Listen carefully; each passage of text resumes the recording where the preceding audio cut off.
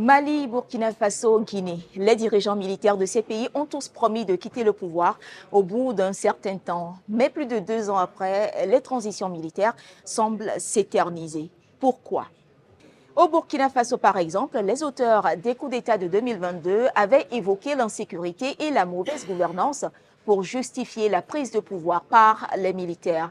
Tous deux ont promis de rétablir l'ordre constitutionnel d'ici juin 2024, comme convenu dans le cadre transitoire coordonné par la Communauté économique des États de l'Afrique de l'Ouest.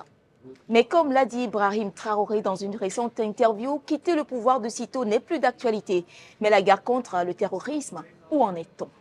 Il est plutôt difficile de bien couvrir la lutte contre le terrorisme, surtout que les médias n'ont pas forcément les coups des franches. Mais selon le Centre africain d'études stratégiques, par exemple, la violence terroriste a tué presque 3 fois plus que pendant les 18 mois précédant le coup d'État de janvier 2022. Elle aurait augmenté de 46%. Un autre cas, le Mali, et le scénario est tout aussi identique. Les acteurs politiques, notamment ceux de l'opposition, se demandent à quand la fin de la transition. Et pour avoir peut-être trop insisté sur cette question, les autorités maliennes ont suspendu les partis politiques et interdit aux médias la couverture des activités politiques. Ces autorités avaient proposé un chronogramme de 24 mois à partir du 26 mars 2022 pour organiser des élections et transmettre le pouvoir aux civils.